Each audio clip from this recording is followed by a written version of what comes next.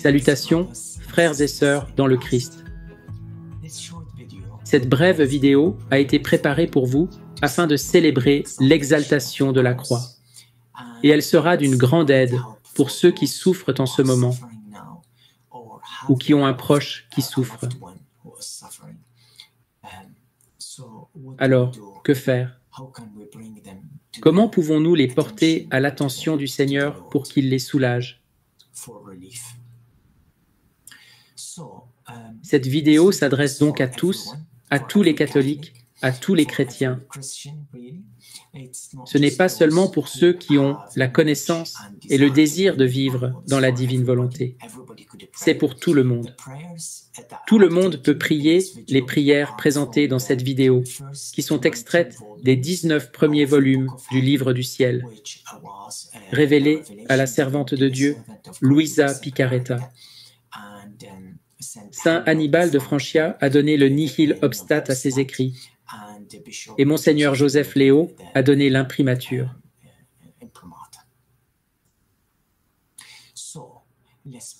Eh bien, commençons. La première chose à faire est de placer votre proche sous le pied de la croix. Vous allez à l'église devant le Saint-Sacrement, devant le crucifix, et vous placez votre proche sous le pied de la croix.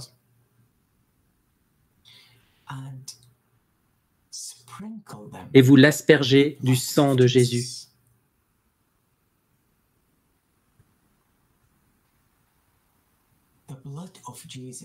Le sang de Jésus est la protection contre toutes les tentations. Lorsque nous souffrons, le malin est là qui murmure. Il murmure à l'oreille des souffrants que leur souffrance est inutile. Il cherche ainsi à les faire désespérer.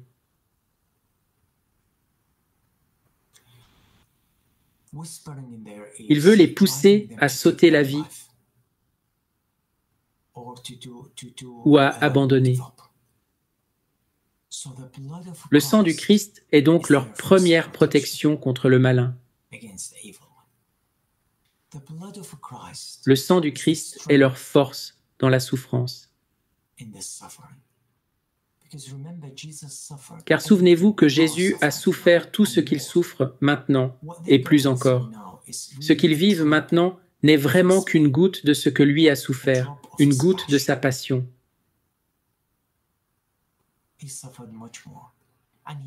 Il a souffert bien davantage, et il a acquis, pour eux et pour vous, la force d'endurer cette souffrance. Tout ce que nous avons à faire, c'est de la réclamer. Demandez-la lui et prenez-la. Et au pied de la croix se trouve notre bienheureuse Mère Marie. Prenez les larmes qu'elle a versées pour Jésus et pour vous, et pour vos proches. Et par Jésus, aspergez-les de ses larmes et de ses douleurs. Prenons maintenant la première prière.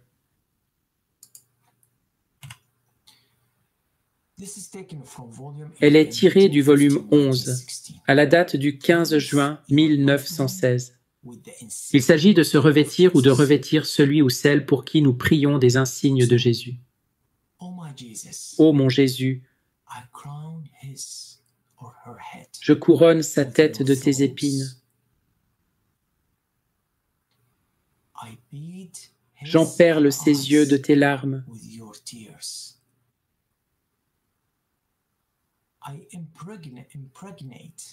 J'imprègne sa langue de ton amertume.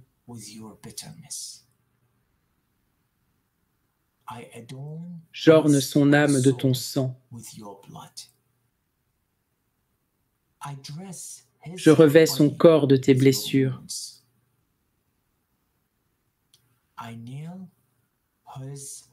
Je perce ses mains et ses pieds avec tes clous. Je transperce son cœur avec ta lance. Et comme un autre Christ, je le ou la présente et demande que, par cette prière, il ou elle puisse ressusciter. Oui, Seigneur, qu'il ou elle puisse ressusciter dans ta divine volonté. Ressuscite-les, Seigneur, comme tu as ressuscité Lazare d'entre les morts. Ressuscite-les de sorte que leur souffrance rende gloire à Dieu et acquiert une grande valeur et un grand bénéfice, non seulement pour eux-mêmes, mais pour tous. Et accorde la plus grande des grâces, que ton règne vienne. Oui, Seigneur, quand ton règne viendra, toutes les souffrances cesseront, commenceront à cesser, et la guérison viendra. La prière suivante est donnée par une âme du purgatoire à Luisa Picaretta. Cette âme du purgatoire était un ancien confesseur qu'elle connaissait et qui était décédé. Elle avait prié pour lui, et il lui est apparu pour lui dire « Pourriez-vous, s'il vous plaît, refaire cette prière pour moi ?» Parce qu'elle m'a énormément soulagé. Elle a considérablement raccourci mon purgatoire. Or, elle ne s'en souvenait pas. Alors, il lui a rappelé cette prière. La voici. Je m'immerge dans le divin vouloir. Qu'est-ce que le divin vouloir? Le vouloir, c'est l'action de la divine volonté. Nous savons que Dieu est amour. Jean l'évangéliste nous le dit. Dieu est amour. Alors, quand sa volonté opère, le vouloir, l'action produite par cette volonté, est communication de l'amour. C'est la chaleur dégagée par le feu. Alors quand vous vous immergez dans cet océan d'amour, cette mer de lumière, vous pouvez prendre toute la puissance du Père, la puissance du Fils, la puissance du Saint-Esprit, l'amour du Père, l'amour du Fils, l'amour du Saint-Esprit, la sagesse du Père, la sagesse du Fils, la sagesse du Saint-Esprit. Vous pouvez prendre cette immensité, vous pouvez prendre toute la passion du Christ et l'appliquer à vos proches et à tout le monde. Donc, je prends sa puissance, l'immensité de son amour, la valeur immense des douleurs du Fils de Dieu et toutes les qualités divines. Je les déverse sur celui ou celle pour qui je prie, pour mon proche, de sorte à ce qu'il ou elle reçoive le bain d'amour que contient la puissance divine. Imaginez donc cela. Vous les baignez maintenant dans cette mer, dans cet océan de puissance divine. Ensuite, prenez la beauté divine, la beauté que le Seigneur veut leur donner. Car oui, ils sont déformés en ce moment. Ils ont l'air brisés. Mais prenez cette beauté que le Fils de Dieu a gagnée pour eux, que le Père a voulu dès l'origine pour eux, fait à l'image et à la ressemblance du Fils de Dieu, Jésus. Prenez donc cette beauté, cette sainteté, cette bonté, et baignez-les avec. Prenez un bain de beauté, de sainteté et de bonté, un bain de puissance, de sagesse et de lumière de Dieu, et baignez-les dedans. Prenez maintenant le bain de la douleur du Fils de Dieu, Jésus, qui a souffert individuellement pour eux, comme s'ils étaient les seuls à exister. Prenez ses souffrances, prenez son sang, prenez ses larmes. Donc le bain des souffrances, le bain du précieux sang, le bain de ses larmes, le bain des réparations qu'il a faites pour eux, et toutes ses qualités divines, et baignez-les avec cela. Prenez aussi les larmes de notre bienheureuse Vierge Marie, et toutes ses douleurs, et baignez-les avec. Et tout ce que Jésus et Marie, et tous les saints, tout ce que Jésus a souffert en eux, et baignez-les avec. Prenez tout cela et appliquez-le à vos proches. Nous passons maintenant à la troisième prière. Cette prière est tirée du volume 17, à la date du 1er juillet 1924. Luisa a entendu, en son fort intérieur, Jésus s'adresser à son Père avec cette prière. Et il lui a appris à prier cette prière avec lui. Jésus disait donc, « Mon Père, je t'offre mon sang. Laisse-le, je t'en prie, couvrir toutes les intelligences des créatures et qu'il fasse disparaître toutes leurs mauvaises pensées en éteignant le feu de leur passion. Oui, Seigneur, combien nombreuses sont les passions désordonnées. Avec la perte du sens commun, Seigneur, notre intellect est aveuglé.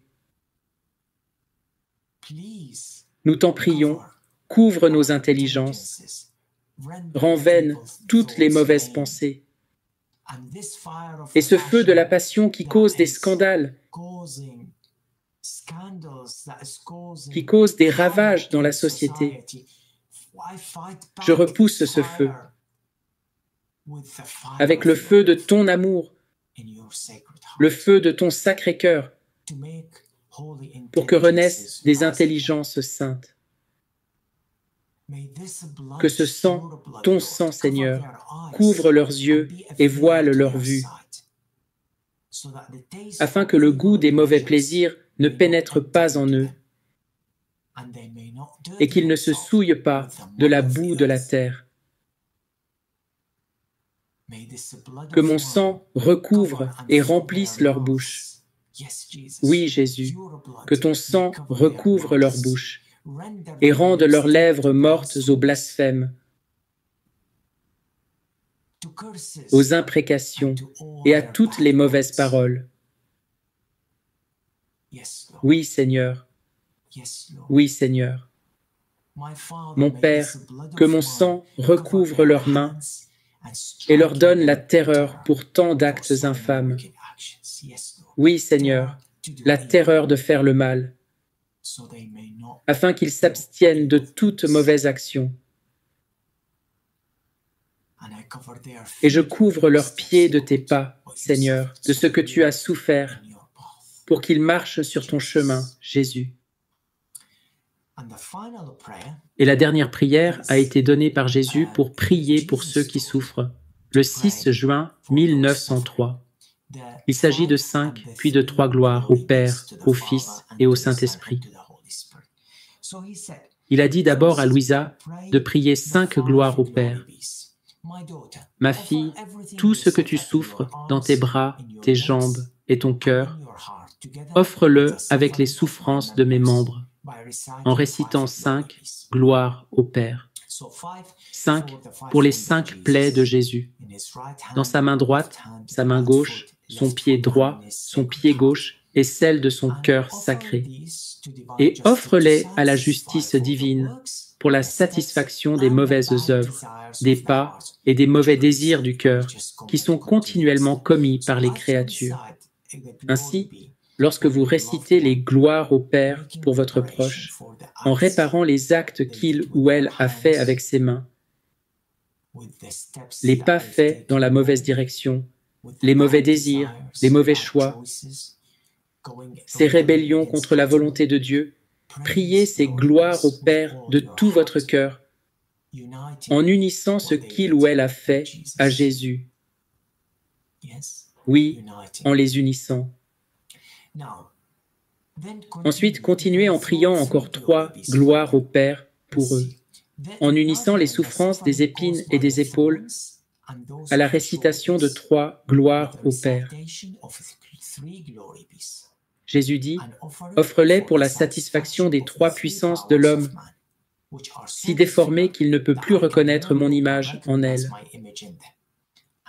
Et efforce-toi de garder ta volonté toujours unie à moi, et dans une attitude continuelle d'amour envers moi. » Quelles sont les 3 puissances de l'homme, la volonté, la mémoire et l'intellect? Ce sont là les 3 puissances ou facultés de l'âme. Nous récitons ces 3 gloires au Père en pensant aux épines. Et les épines n'étaient pas seulement une couronne, c'était comme un buisson, comme un casque recouvrant la tête Jésus, couvrant ses yeux, ses oreilles, et pénétrant même jusque dans sa bouche. En faisant cela, et en pensant à la souffrance de son épaule, en particulier son épaule droite, où il a porté la croix, et dont nous savons que ça a été l'une des douleurs les plus douloureuses souffertes par Jésus, parce que la croix n'arrêtait pas de creuser dans l'os, comme nous le font savoir les mystiques. Et c'était donc l'une des plus grandes douleurs de notre Seigneur. Et nous savons que Padre Pio ressentait cette douleur invisible à l'épaule.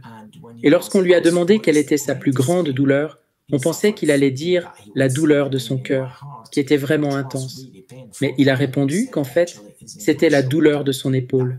C'était la plus grande douleur cachée que personne ne connaissait. Notre Seigneur, en effet, a beaucoup souffert à l'épaule.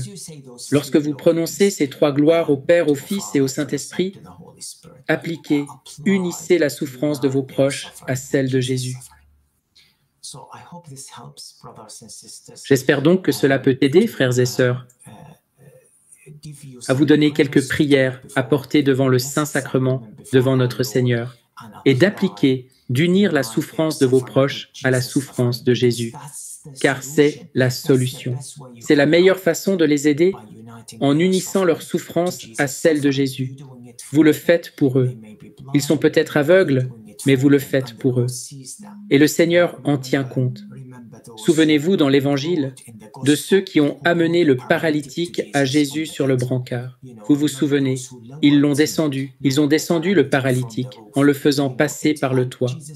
Jésus dit, ou plutôt l'Évangile nous dit, qu'en voyant leur foi, à eux, Jésus l'a guéri, lui. Nous sommes donc comme ces personnes qui portaient le paralytique. Nous portons les personnes blessées ou souffrantes, des fils, des filles, des petits-enfants, un prêtre, quelqu'un que nous connaissons et qui souffre. Nous les portons à Jésus. Ils souffrent. Nous le faisons pour eux, en unissant leur souffrance à celle de Jésus. Et pour autant qu'ils ne se ferment pas entièrement à la grâce, qu'ils ne se rebellent pas totalement, ils recevront quelque chose des mérites attachés à une telle prière. J'aimerais profiter de cette occasion pour vous demander de prier pour vos prêtres, pour vos évêques et pour le pape. Ils sont en proie à une grande angoisse et à une souffrance mentale considérable. Le malin ne leur laisse pas de répit, surtout en ce moment. Ils sont épuisés physiquement et mentalement. Veuillez donc prier pour eux. Il est de notre devoir, laïque et consacré, de prier pour nos prêtres. Ils nous servent, ils dispensent les sacrements, ils nous conduisent à Jésus. Et c'est notre responsabilité, c'est notre devoir d'enfants spirituels, de prier pour eux. De ne pas critiquer, de ne pas juger, mais de prier, prier, prier. Merci frères et sœurs. Terminons par un gloire au Père. Gloire au Père, au Fils et au Saint-Esprit, comme il était au commencement, maintenant et toujours, et dans les siècles des siècles. Amen. Merci.